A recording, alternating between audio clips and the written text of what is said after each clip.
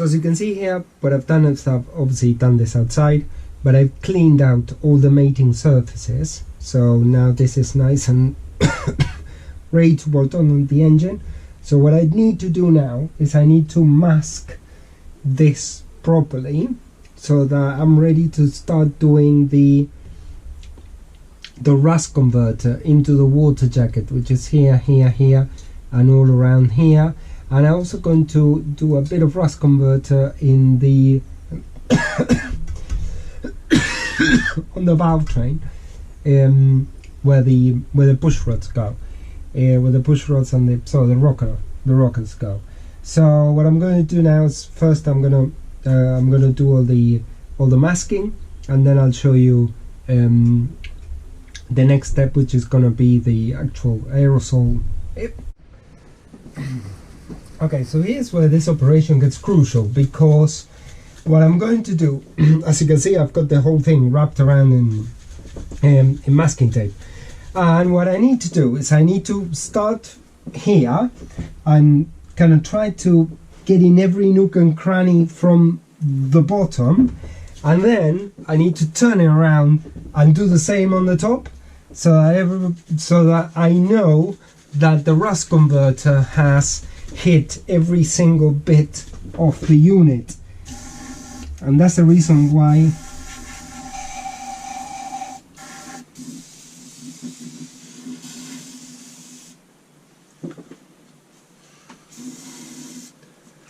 okay, so this rust converter was an old one, so luckily I got an entire new can, which is helpful. And the idea is to try and get everywhere, absolutely everywhere with this thing, like so.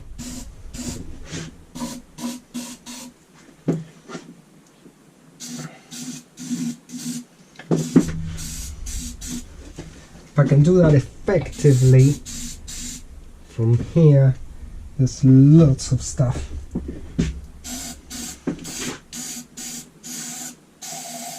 I can reach. There you go.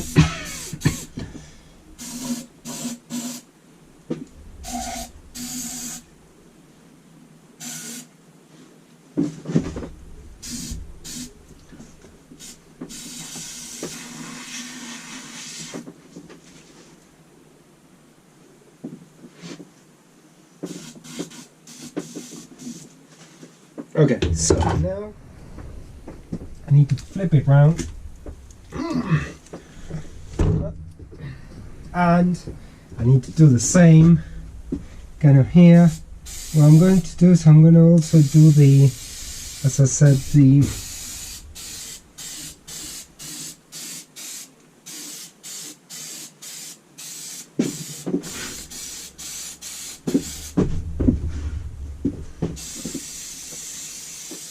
and then the water jacket, I need to give it quite a thick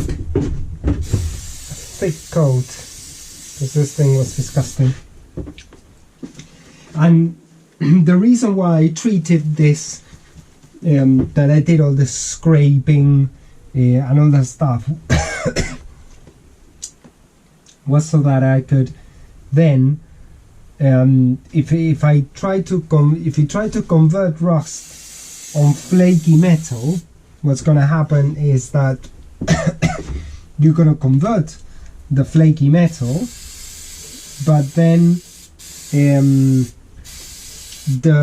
it's going to flake off anyway, so therefore it's not very clever.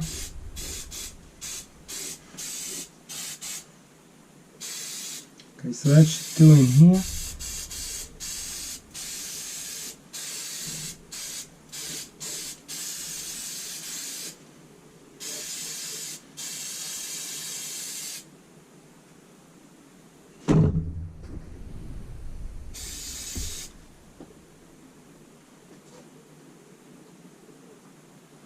Okay, so hopefully I've got every nook and cranny on this side. Now it needs to rest convert for about 24 hours, And that's kind of the timeline we're talking about.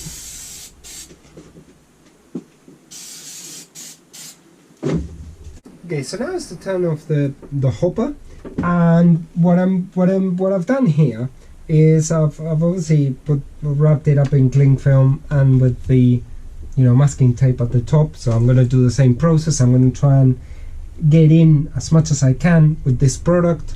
And also I added this little invention here, which is basically a fuel line, and this is for so that there is a vent.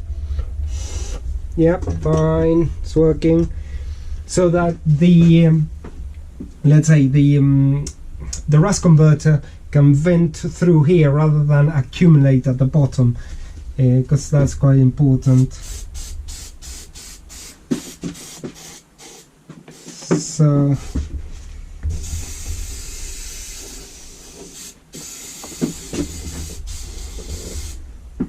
it's quite important. You have to go like 360.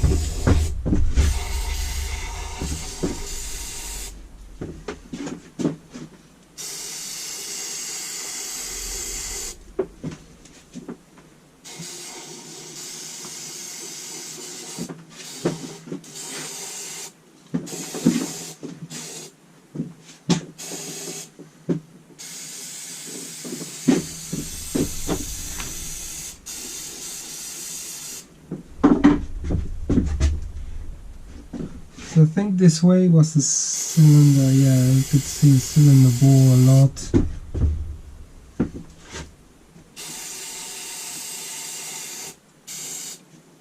And again, same process has been applied to this than to the other one. So I got all the kind of flaked rust and kind of took it out.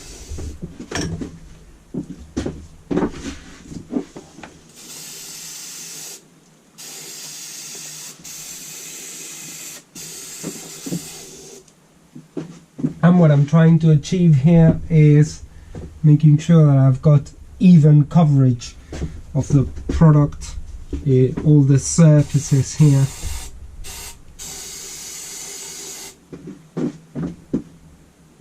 Because this is kind of vital for the rust conversion process.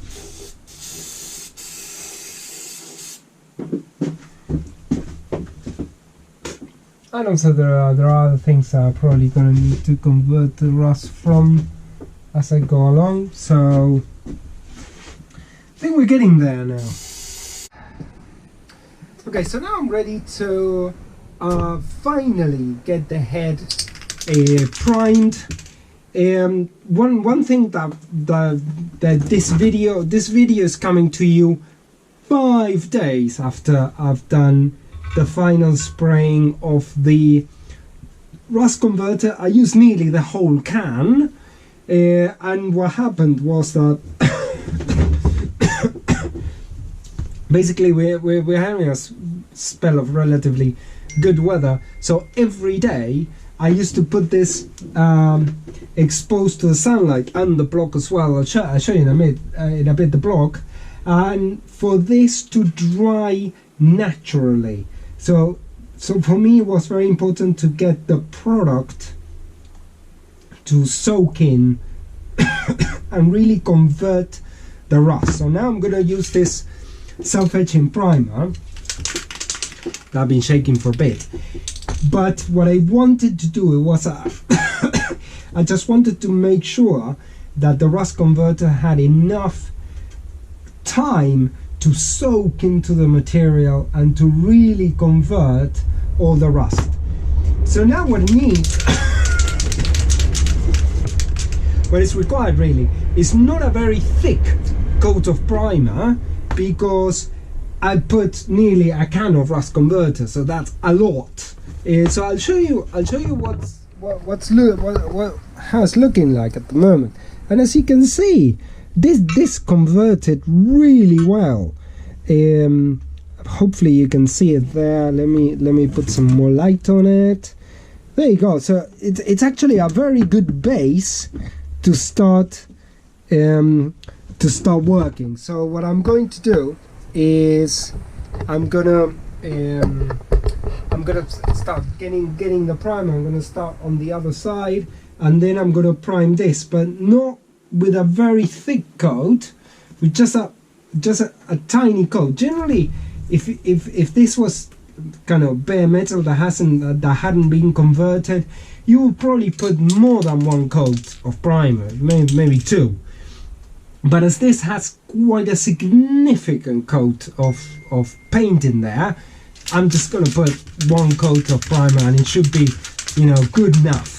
I'll show you this, and then I'll show you the block, which is more or less the same.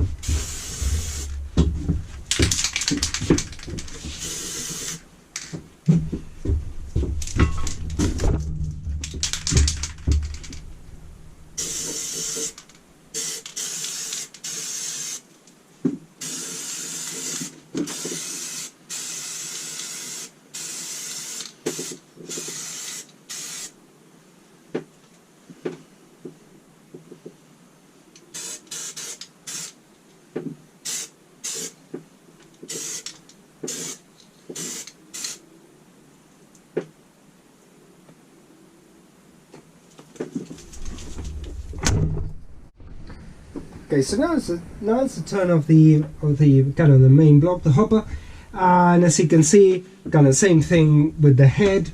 That if you look inside, let me bring it closer. There and there. Hopefully you can see it there. Okay, so this is the end of the kind of Lister D prep for the kind of the water jacket and the priming. Altogether, I'm pretty pleased about how it turned out, but I guess my main reflection on this process is that you need to allow time for the products to act. So this was, as I told you, it was like 4 days in the sun trying to dry, and this here has been kind of an entire day in the sun. Today it's been quite sunny, it's been quite nice, and so this has been like cooking in the sun. But now we got a surface that is protected from rust and can be paintable. Let me try and bring it a bit closer so you can see it. So all of this is now kind of perfectly rust-free, primed. Obviously the top of the hopper, I'm just gonna I'm just gonna kind of sand this out, and I'm gonna give it another coat of primer. But actually the most important thing is here, the water jacket, and as you can see, it's being brought right back around. Absolutely everything in there is in good shape to apply the color. So what I'm going to do is, when I get to paint the engine, this is gonna go all kind of mid-Brunswick green before I do anything else. And then we are going to start assembling. So the next steps now in the build of the engine is I now need to get all the other components of the engine. For example, I've been working on the bolts here. I've just cleaned them out a bit. Now I need to make sure that they are well enough to go on here. And now there's going to be a lot of what I call the frustration stage in the engine building.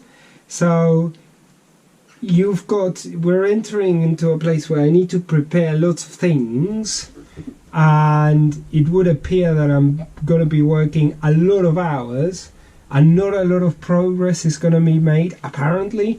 But that's the nature of engine building, is you have to just allow time for the process and just carry on and carry on and carry on and carry on until you do it. So I'll see you in the next episode. Probably I'll do something around the rings, because now I've got the rings back on, the 10 over rings. So that's probably the end of this video, and I'll see you in the next one. Thank you.